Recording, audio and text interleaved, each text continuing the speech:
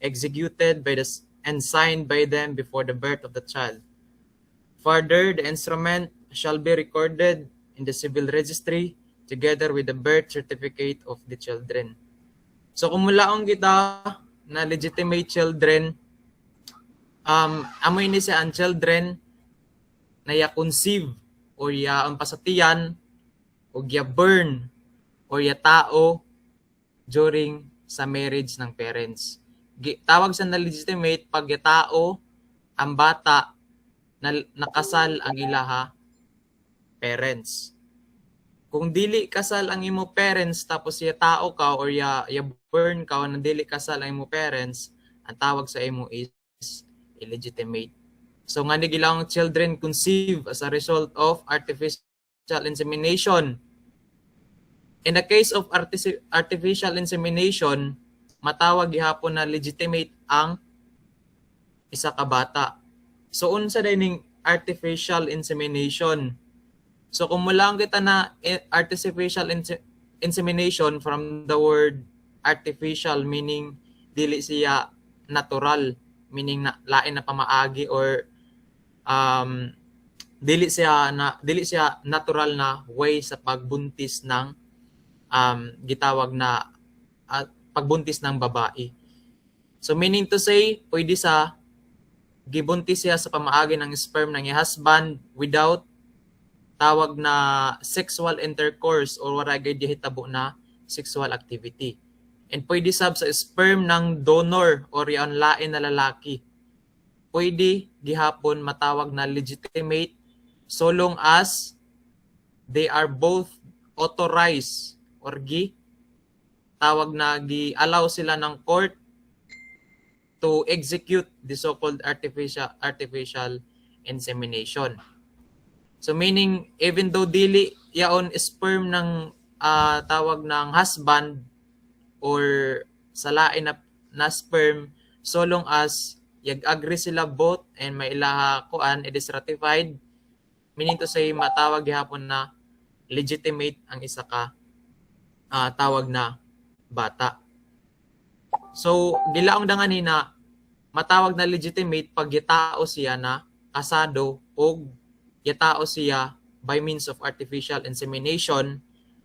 Once ang bata is yatao na dili kasal ang iya parents, basically gitawag yan siya na illegitimate. And also kung ang bata is tawag na yon mapansin niyo na yon situation na wherein ang mama is buntis or ang babae is buntis samtang dili pa sila kasal, may iba na instance na apaso nila pagpakasal para pag tao ng bata is kasal na sila para ma-legitimate ang isa ka bata. Kay kung tawag na buntis na siya tapos wala pa sila kasal pag tao, hindi dili sa kasal, so legitimate ang isa ka bata. And further, the instrument shall be recorded in the civil registry together with the birth certificate of the child. Ay, di sa mo next.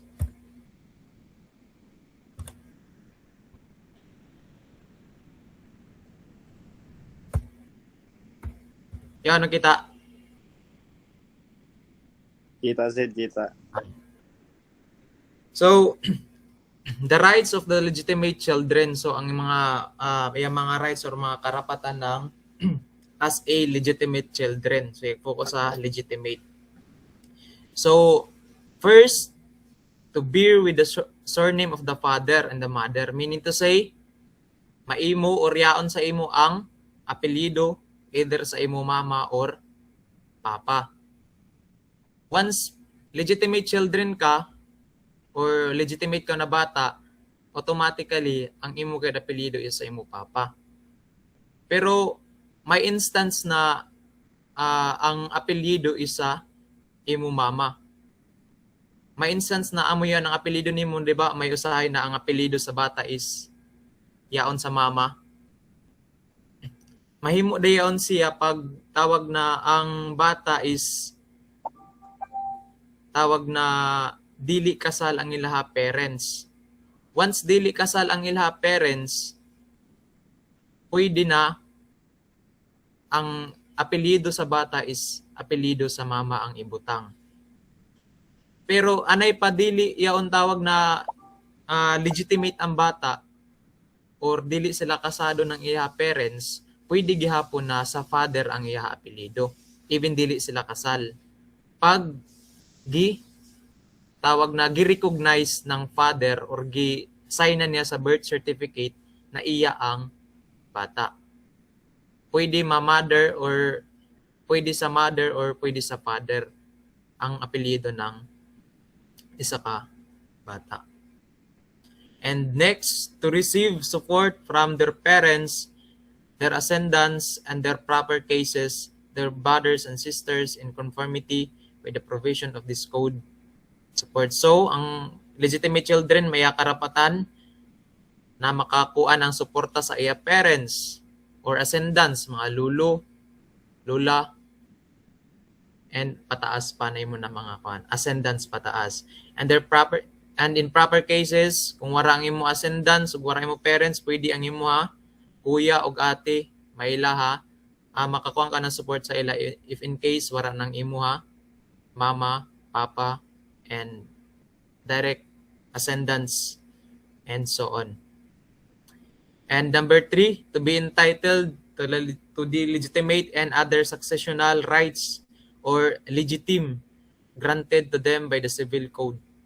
So as a children, you have the rights, you are entitled, as a legitimate children, you are entitled to hear or may imo successional rights or legitim or itawag na pamana or may mukuan rights na manahon kung unsa to ang naa sa imuha parents.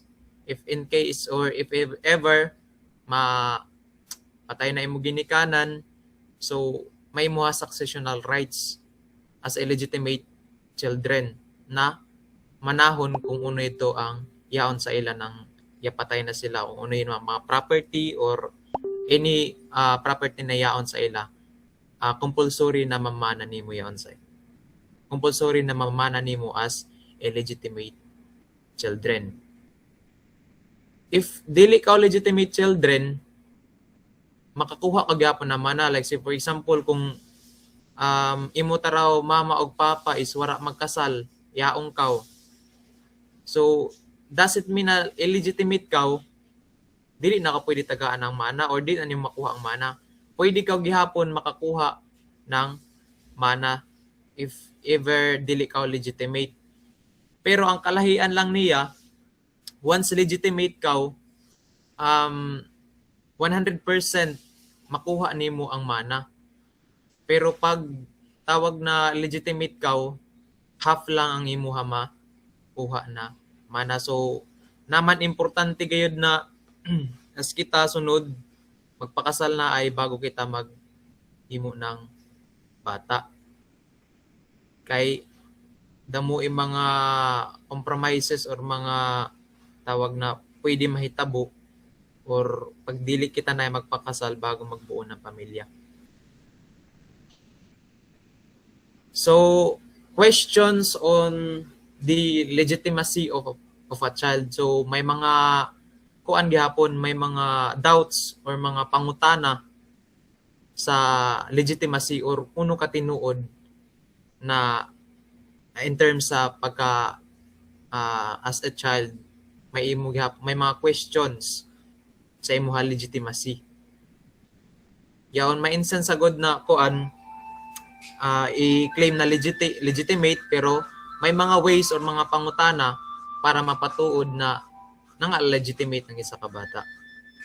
So first, that is was physically impossible for the husband to have sexual intercourse with his wife within the first 120 days of the 300 days which immediately preceded the birth of the child because of the preceding paragraphs. So, once makita nimo na as a father or husband, you are physically impossible na para to have a sexual intercourse or may sexual activity sa imuha partner. So, if may mga physical impossibility or dili mahitabo, So ma-question gayud ang legitimacy ng isa ka bata.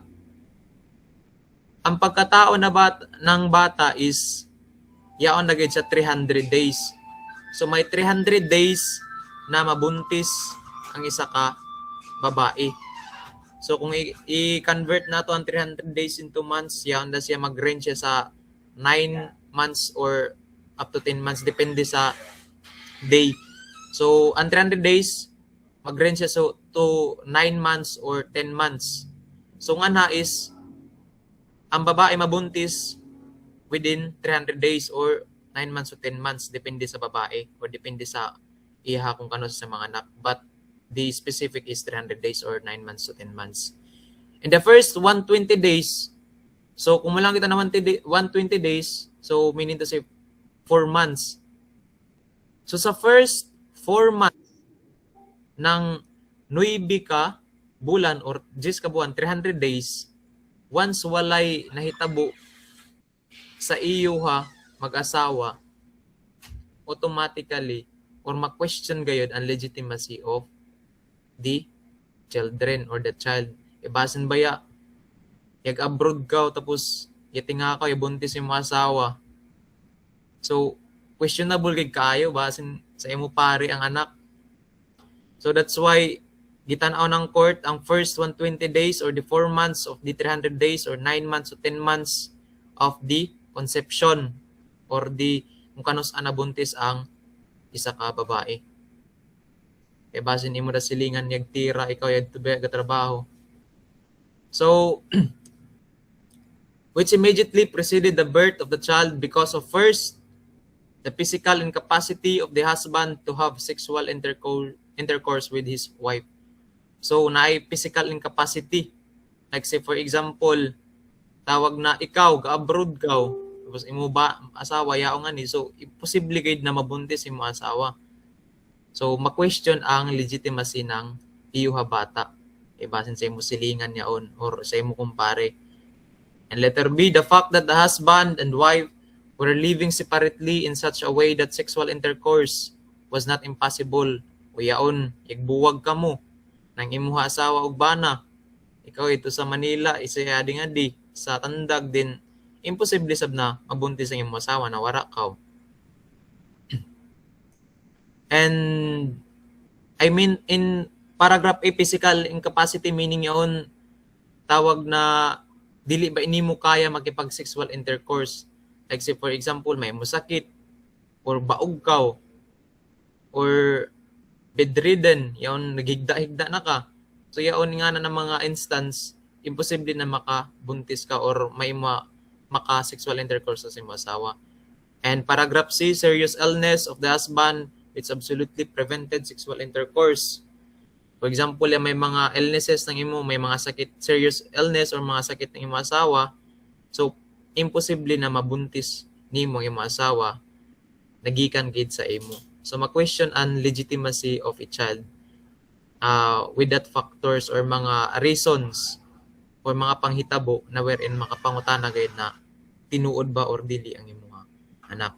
And the next paragraph will be discussed by Mr. Pontevedra.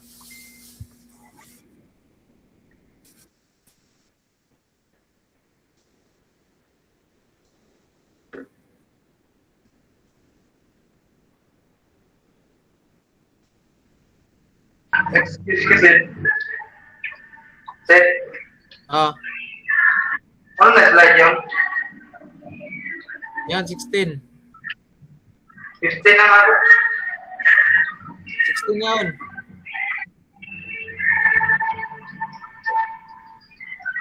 Sure na mo yan? Malit man dito na ako nakita. Wala next pa taraw. Nade. Next pa. Kana ako kasugod. Ano yung kasugod? Oh, amin ako. Time. Kaya di sa 16 sa udin siya. Amin ako, ano sa number to ako sugod. Sa legitimate children. Si Binti na sa ini. Ako na rin tingan ha. Ay ka. Ha? Sige, ako na kanya. Ikaw na lang. Sige, sige. Makanda sabi na. Ano yun?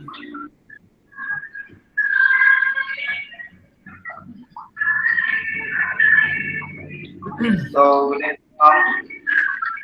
magbate ya. Oo.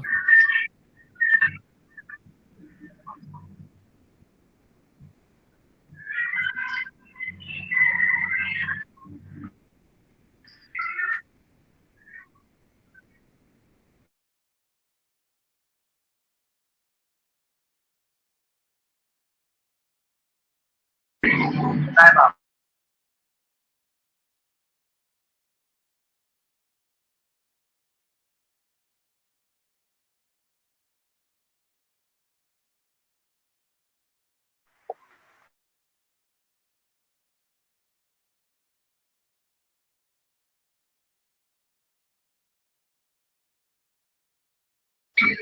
Hello, good evening, ma'am. Mabate na, guys.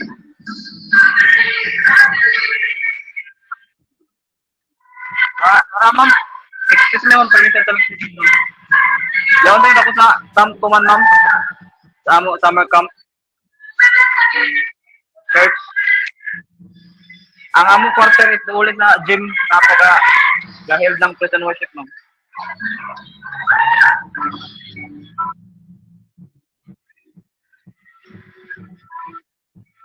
Sige bro, proceed na lamang may mabati.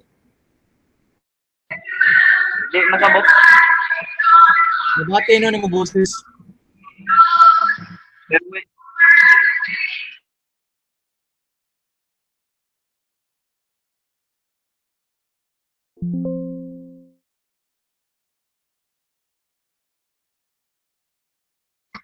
Mabate na? Oh, mabati bro. Mabati. Bro, good night. Walain ko man. Pabak na isin. Pabak na ito kapitin.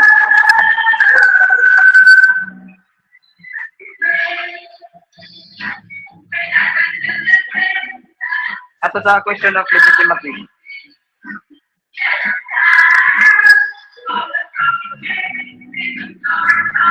So, good evening, ma'am. Good evening, everyone. So, I will continue the report about the question of legitimacy of a child. So, number one, wait lang.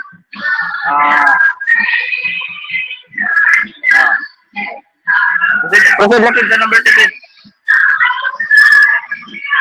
So, Ito na. okay, thank you. So, in questioning the legitimacy ng isa ka bata, so that it is proven that for biological or scientific reason, the child could not have been that of the husband, except in the instance provided in the second paragraph of Article 164. So, ngadi, lain na ba ginagawa natunan? Pero, try ko lang. So, ngadi, matusto ang legitimacy ng isa ka bata.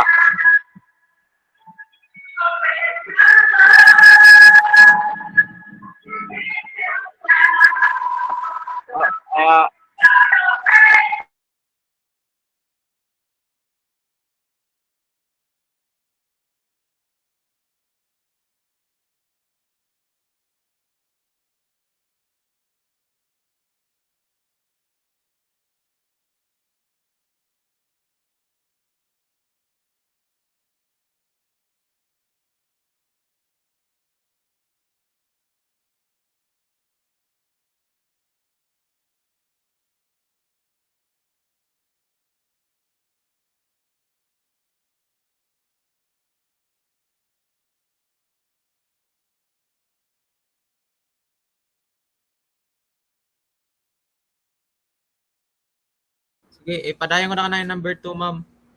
Wala si Brian.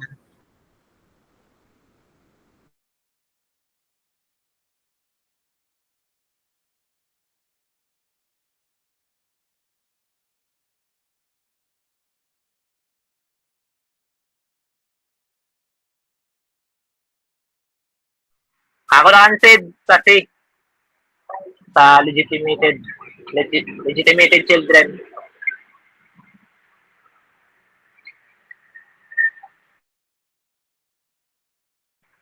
Ana. So, bate na ako, boss, Sid. Bate. Oh, bate. Sige. So, good evening, everyone. Especially to you, ma'am. So, this is my topic, legitimated children. So, only children conceived and born outside of wedlock of parents who, at the time of the conception of a former, were not disqualified by any impediment to marry each other may be legitimated. So, nga di, ang isa ko nung bata, yabuhi ng wala pa makasalan niya parents is pwede pa siya himo na legitimate. First, at the time of conception of the former were not disqualified by any impediment to marry each other. For example, waray reason or legal reason para para bawalan sila na ikasal. For example, legal na reason may asawa ani isa sa ila, or ikaduha for example magkadugo sila. So legitimation shall take place subsequent valid marriage between parents. So the annulment of voidable marriage shall not affect the legitimation.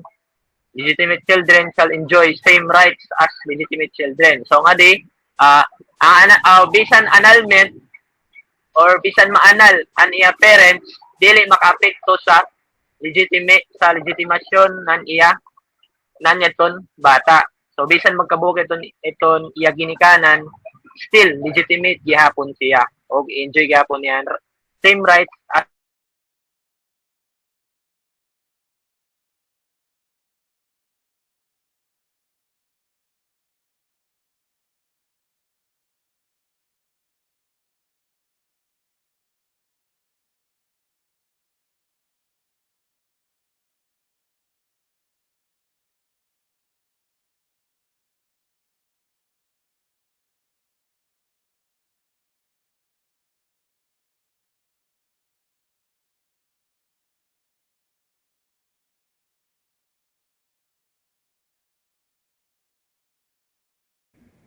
Wala na.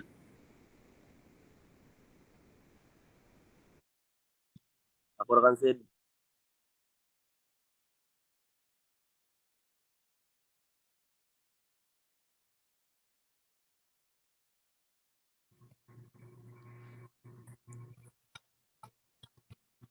Sige pa Sid. Yan nga na. So, good evening ma'am. So, number 4, an alien provided he or she is. So, ang isa ka alien or ang isa ka foreigner nation is gusto mag-adapt. So, ang isa ka foreigner na gusto mag-adapt, dapat tumanon nila ang mga rules nga di sa Philippines. So, sa letter A, so, kung nga di ang isa ka foreigner is Pilipino sa una or former Filipino citizen, pwede siya mag-adapt. Basta ang iyay adapt is parenti pinagi sa ila yung dugo. So nga di sa B is isa legitimate children na kibali sa Filipino spouse. So kung ang foreigner gusto mag-adapt sa legal na anak sa iya asawa or bana na Pilipino is pwede kibali. Ang isa ka foreigner is yaka asawa or yaka bananan nga di sa Philippines. So ang anak nan iya bana ng foreigner is pwede nila i-adapt. So din sa letter C is marriage sa Filipino. O kung mag-adapt ang isa ka kuan ay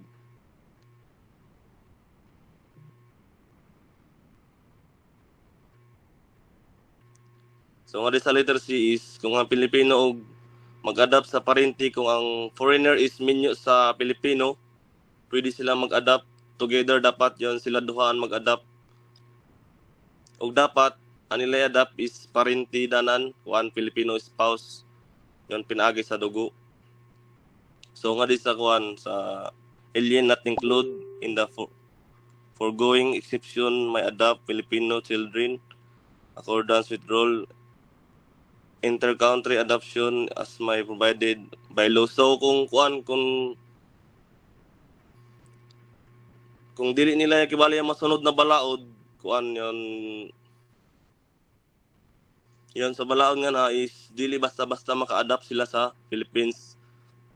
Depende na kan kung kibali muagi sila sa intercountry adoption, pero kung ngana na sila is kuan kibali komplikado ug mas stricto na pamaagi or proseso.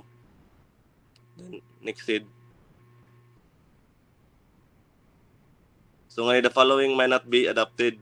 So sa number 1, a person of legal age unless he or she is children by nature of the adopter or his or her spouse, or priority to adopt so the person has been married and family consistently considered and treated by the adopter as their or her own child during maturity.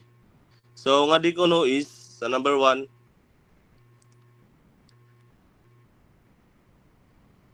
ang isa ka person in legal age dili siya pwede i-adapt kung ang iya edad is 18 pataas na, except kung ang mag-adapt sa iya iton kibali ang gatrato or ang adapter sa iya is iton kuan siya sa una, iton treat sa iya nan bata pa siya.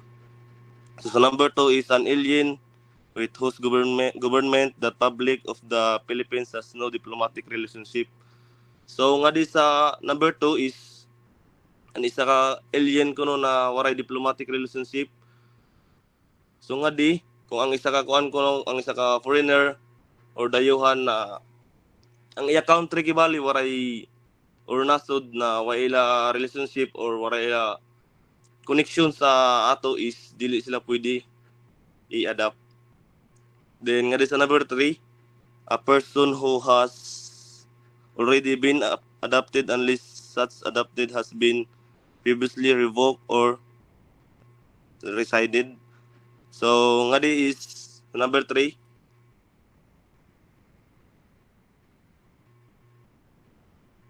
So ang isa ko no ka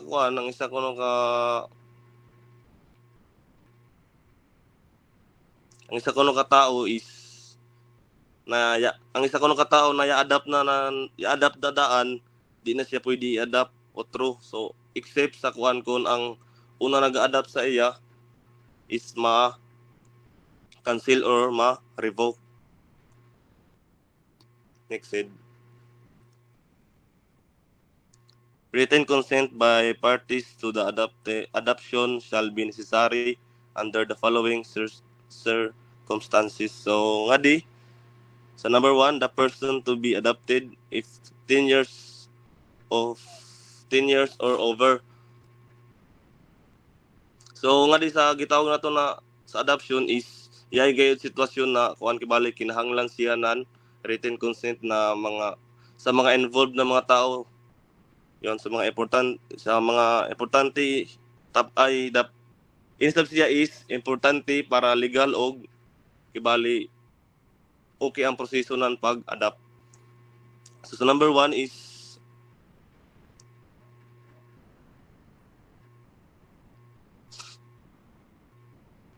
ang kuan kibali ang ipa-adapt na bata kay 10 years old pataas, kinahanglan adesir siya ipa-adapt is kinahanglan siya hatagan ng written consent. Dili pwede i-adapt ang bata kung dili sab siya kibali o yun na siya magpa-adapt. So sa number 2 is the parents by nature of the child, the legal guardian or the property government instrumentally. So nga di ko no is ang mga parents, guardian or mga government agency ug yan mga kuan niya mga yung naginikanan is nag-aatiman sa iya kibali need sad nila maghatag ng consent yan mga ang mga government agency, ang mga guardian, needs of sila magkuha ng consent. So sa number 3 is the legitimate unadopted children 10 years of age or over of the adopting parent or parents. So sa nga di sa legitimate, so ano sa ka children sa adopter 10 years old pataas. So nga di ang mga anak kibali iton mga anak ng adopter or iton mga tinuod na anak ng adopter, so needs adopter na mga 10 years old pataas is needs sab nila mo hatag or mo kuanan consent. So sa number 4, the illegitimate children 10 years of age or over of the adopting parents if living with said parents and the later spouse of any. So nga di sa number 4, illegitimate children sa adopter 10 years pataas. So nga di is ang illegitimate na anak sa adopter og nag-iban sila sa asawa or bana kung yaon man, needs sila mohatag nan consent sab. Then sa number 5 is the spouse if any of the person adopting or to be adopted. So nga di sa number 5 ko no,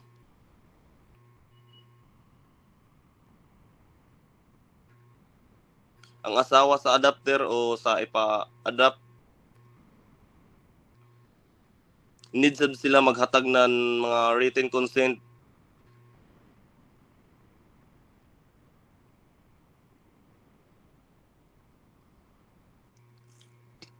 Then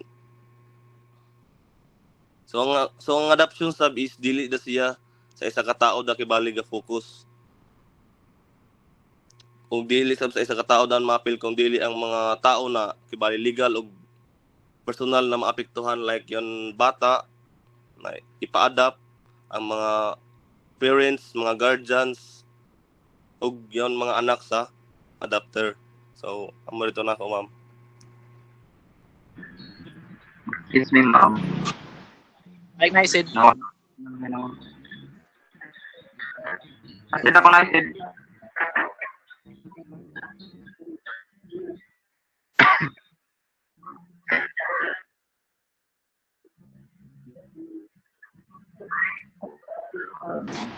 sa imo na kanay, Bray. Ako na eh. Dimasin mo ano sa signal na ako. Standing position na ako. Okay. Saka ako cellphone. Sige. Na. Hey, nga di, ako ba ini nga di, Bray, tapos si padayon ta kan ka nga di. Explain ko na ini. Ako sa mga na lang 15. Sige, padayon. Sige. So, sa number 2, ang isang explanation din kayo about sa question ang legitimacy ng isang kabata. Sa number 2, that it is proven that for biological or other scientific reason, the child could not have been that of the husband except in the instance provided in the second paragraph of Article 164. So, sa number 2, mag-question